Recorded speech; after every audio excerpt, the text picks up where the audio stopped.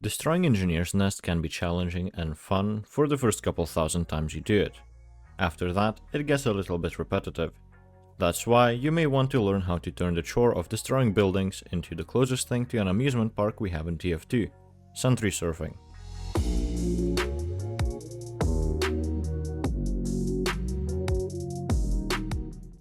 Sentry surfing is one of those things that seem to be far more difficult than it actually is. To prove it, I've simplified the process of sentry surfing to a point where even people who have never touched TF2 before were able to pull off the basics of it. The reason I find sentry surfing so simple to learn and to teach is the fact that it completely removes the unpredictability of surfing damage.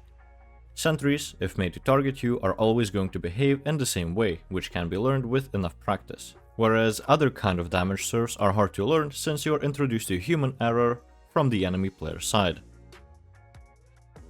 First, let's cover simple sentry surf escapes. It is as basic as damage surfing can get. When you're around a sentry, crouch jump as the sentry is starting to shoot you and surf in the direction that is the opposite of the sentry. As long as you don't hit props or enemy players along the way, or the sentry doesn't target someone else, you're going to get enough velocity to get out of the sentry's range and escape the situation. Here's a simplified idea of how to set up sentry surfs for stabbing. First of all, you get on top of the sentry and stand on the side of it. You want to stand on the side in which you want to surf. Then, you drop your disguise or make the sentry target you in any other way and wait for it to turn around if necessary. Just before it starts shooting you, crouch jump and you're good to go.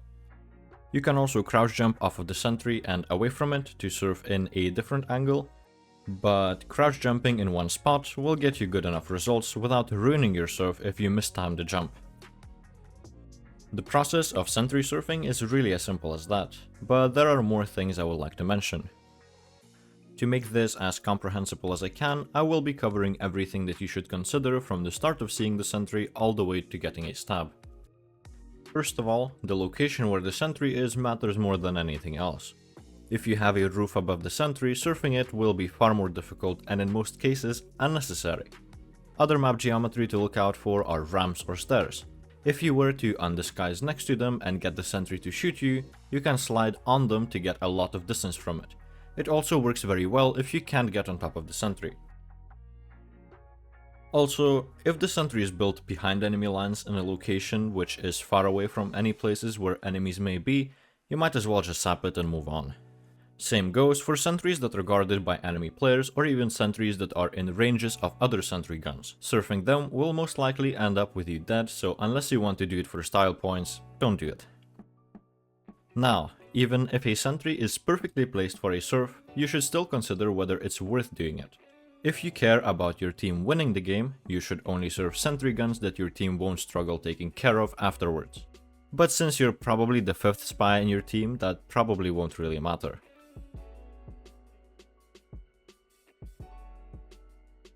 When you're on a sentry, most of the time you want to surf towards locations where the enemy team is likely to be grouped up. You shouldn't be guessing that, which means if you have seen where the enemy players are hanging out, go for them, since the more guessing you do, the less success you'll have. If you don't have any info, however, here are the locations that yield good results. Surfing towards the enemy spawn is almost never a bad idea, especially if you sab the teleporter before surfing the sentry. That is partially thanks to the fact that the players tend to be quite distracted as they're walking towards the front lines. Also, if you're flying towards the enemy spawn, you're flying above locations where enemies are most likely to be anyway.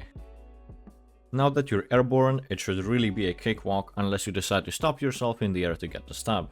Don't get me wrong, slowing yourself down is good, especially when sentry surfing, since you get quite a bit of speed. What you shouldn't do is slow yourself down fully, since if you're quite a bit above an enemy and not directly on top of them, and you slow yourself down and they change where they're walking, you're just going to miss the stab. Instead, you can learn how to approach your stabs without stopping yourself here.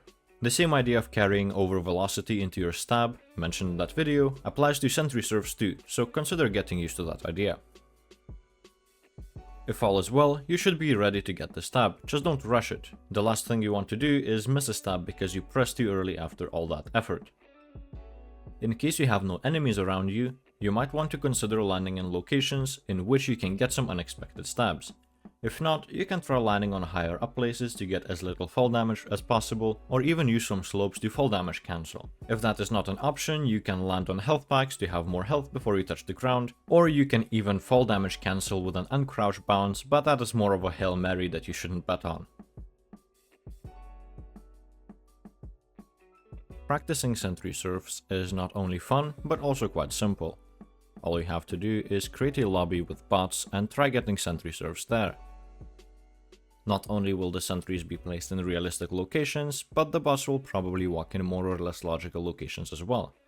To make the practice easier, you can use some cheat commands, simply copy the ones I have on screen or in the description and have fun practicing.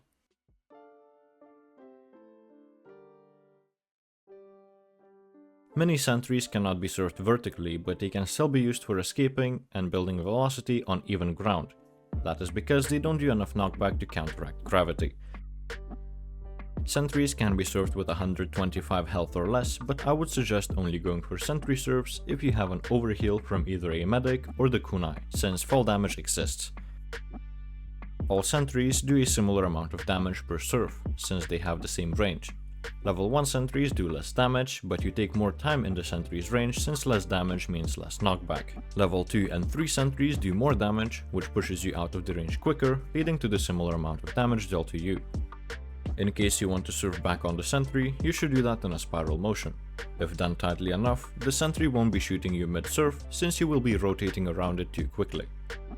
You can dodge sentry's fire by crossing over the middle of their model. Since a sentry can't look directly up, they have to try tracking you while looking up and turning around to see you, which is quite slow. It is also the reason I recommend starting on top of the sentry in the direction you want to surf to. If there is an unattended teleporter near the sentry, you should sap it. Not only does that distract the engineer and leaves the sentry open for a few seconds, but also any enemies that spawn and see the teleporter sapped may choose to walk to the front line, which, if you're surfing towards the enemy spawn, can make you get some kills. If you want to learn more about sentries in greater detail, here's the video I recommend watching. Also, if you have any tips about sentries, I'd be more than happy to read them in the comments. With all that finished, thank you for watching and I'll see you next time.